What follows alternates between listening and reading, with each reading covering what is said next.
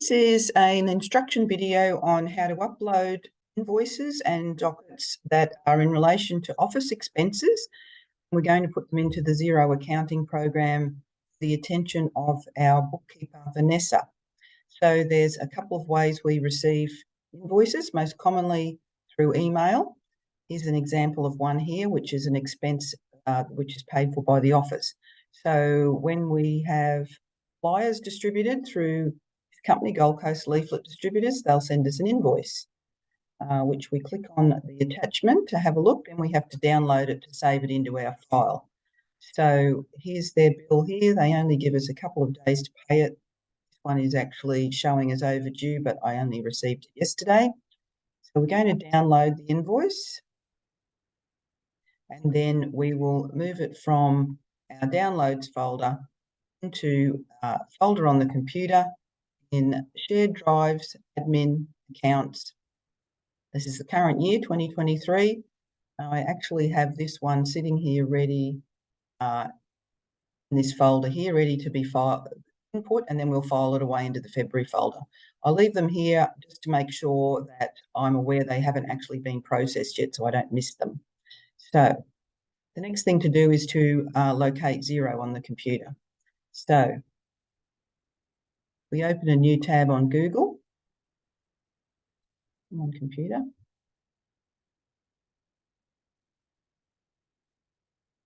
Okay, let's open a new tab on Google. New tab. And here we have a shortcut to the Xero dashboard, which is what we're after. Okay, so if we click on this, it automatically autofills with the login and password. You do have to have two-factor authentication on this, which means that you need to have the Google Authenticator already installed on your mobile device, which generates 6-digit keys, authentication codes. So presuming that's already been set up, we type in the number that's been generated, which I'm going to have to change because now it's flashing red. We'll put in a new one. Trust this device and confirm. This only lasts for a day. You have to do this every day that you log in, unfortunately, just for security reasons. Okay, so here we are looking at the main dashboard of Xero. We are really only interested in this section, bills that need to be paid.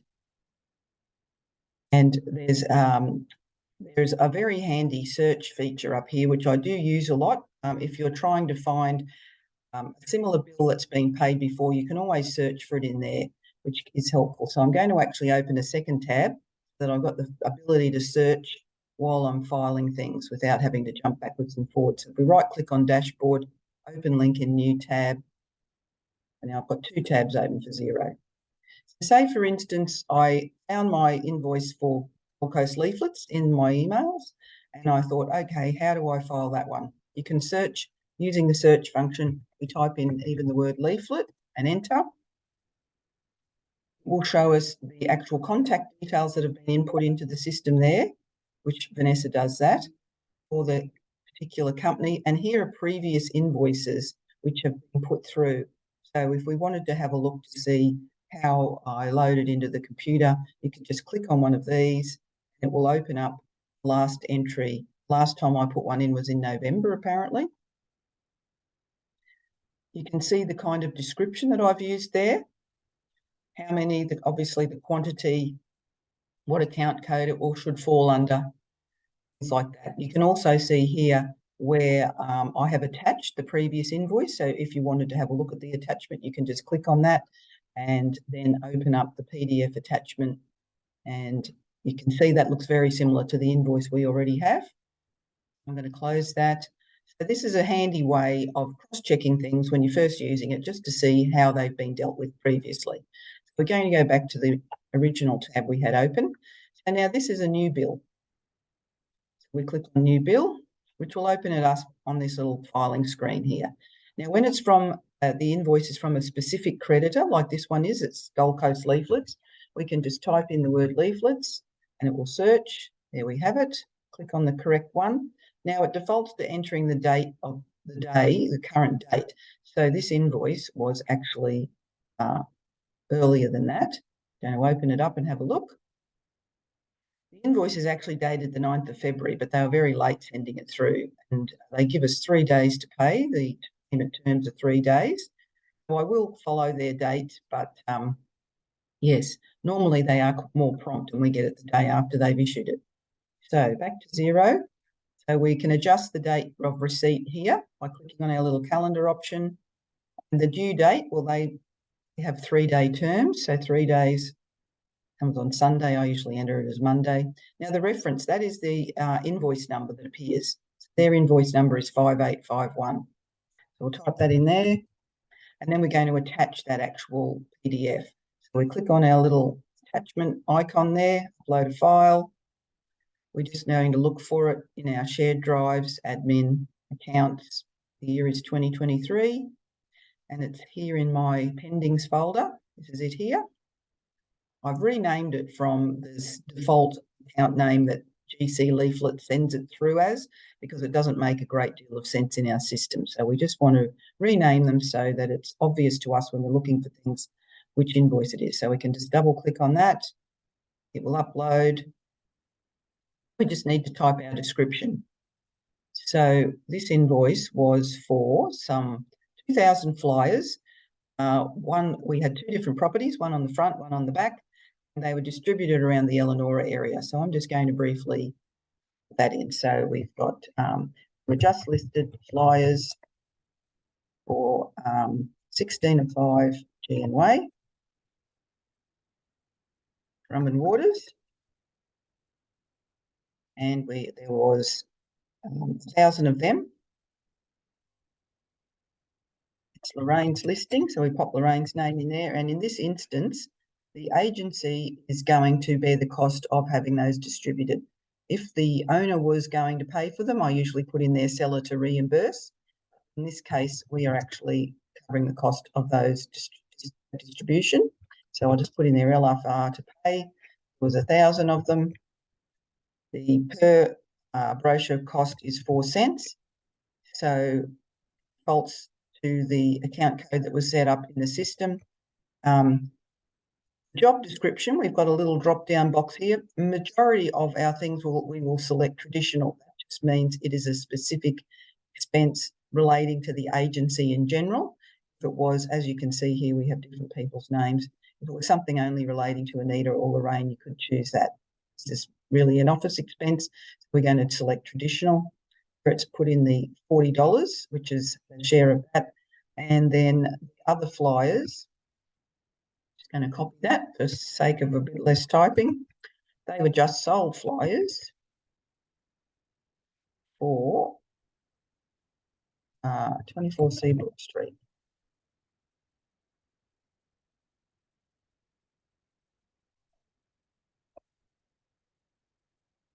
Also 1,000 of.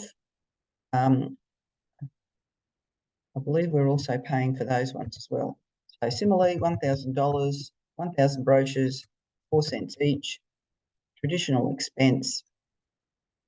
Now we scroll down a bit further. We only ever use the save function. When Vanessa is doing her reconciling of accounts, she will use the approve function. We just save this in her here.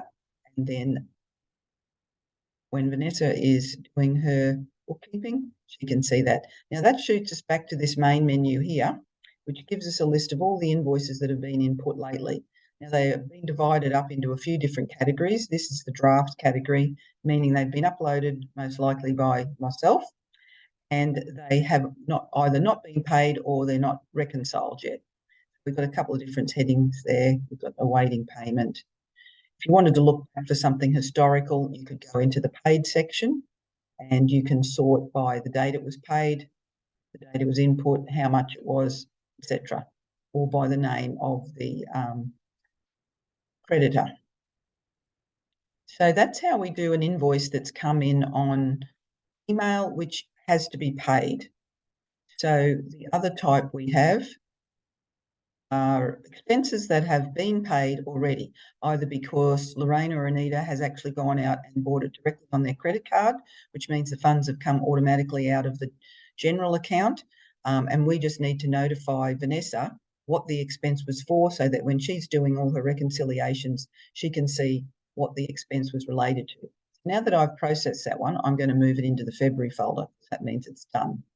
Now, as an example of an expense that was paid in advance before we even, which doesn't need to be paid by Vanessa, we have this one here, which was some sold stickers.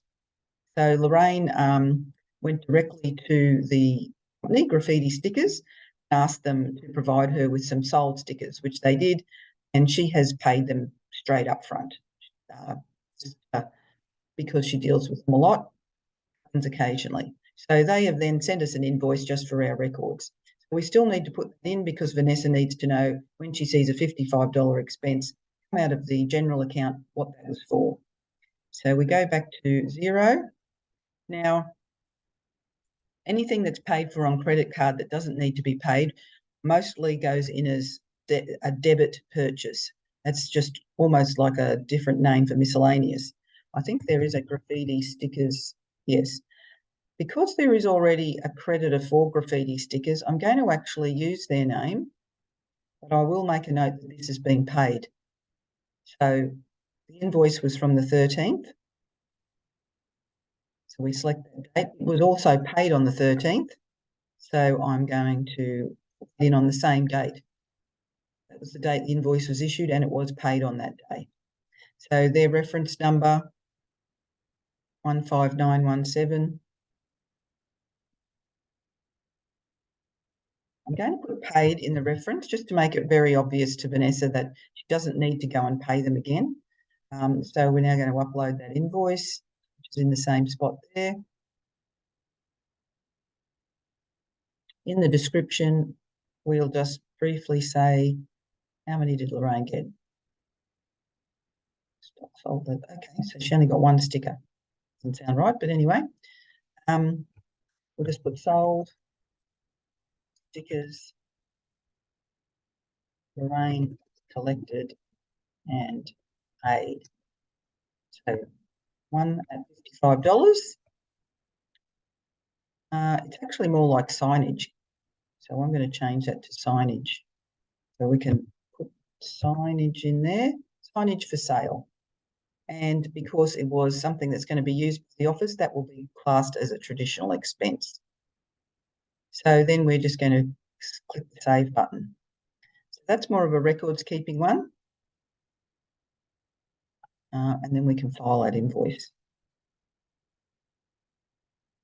Now, I don't actually have any to show you straight off, so I'm going to go back to an historical one. Another common invoice that we get when Lorraine and Anita put petrol in the car, when they buy supplies for the office, for example, milk, tea and coffee, and they pay for it directly on their credit card, which is linked to the work account, they will receive the supermarket printout docket, which they then pass to me to be scanned and input into the system. So I'm going to go back to January and show you an example of that.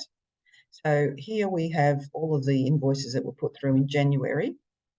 I'm going to show you a petrol docket because that's a good example. So I always preface them in the name with the word petrol. So we're just going to open that up and I'll show you what I'm talking about. So here is the receipt. It's come directly from the Coles Express petrol station down the road. It was actually petrol for Anita's car. So that's what it looks like. Anita has written that across the top and we've scanned it. I will show you, I'll go in and show you how to search. If you wanted to ever check to see if an invoice has already been input, you can search for it the way I was showing you before. So if we need to know a bit of the details, we can search on the amount. Probably a good way to find it. The total was $76.91. So we can go into our little search bar and we can actually type in $76.91 and it's going to look, and here we are, we have a debit purchase for $76.91. And when we open up that record, we can see that it was petrol purchased at the Coles Lenora by Anita in January. And if we want to double check, we can always have a look at the docket that was uploaded. So there you go. That one has already been input. So that's a good way to check. Sometimes you might lose track of whether you've actually filed things away or not. So you can search on by amount, even if that's how you need to find something. So when I input this, I chose from was a debit purchase because that means the amount has already been paid out of the bank account, whether that's by an actual transfer out of the bank account or by using a debit card or a credit card. And you use the dates. The day of the transaction was purchased on the 17th and paid on the 17th. And we usually just reference them with the month the transaction happened. So there will actually be a lot of transactions in the system labelled January 23, which we can search. Oh, and make a liar out of me. January 2023. So if we search for anything with 2 other debit purchases, sometimes you can have quite a lot. So you can see there, I've used that. The other debit purchase was, what was that one? Let's have a look. It was only for $4.50. Oh, that was for 3 litres of milk. There you go. So 3 litres of milk bought on the 9th. So if we have a look back in our filing folder for January, there it is there. Coles Eleanor milk, $4.50, 9th of January.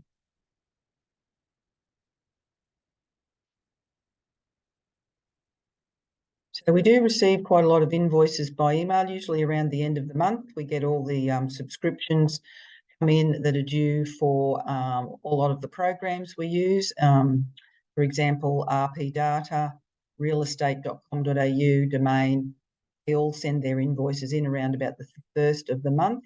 So I suggest you try to do the invoice uploading once a week minimum. Maybe even twice a week if you have the time, just so that Vanessa can make sure that invoices are paid promptly. If you ever wanted to check, if you get an email, let's say we get an email from Gold Coast Leaflets querying an unpaid invoice. If you ever wanted to check if an invoice had been paid, we can search. Now, Coast Leaflets, view all results. Why is it not giving me all the invoices? I'm just going to type leaflets and we should have a list of all the invoices that are in there. Okay, interesting.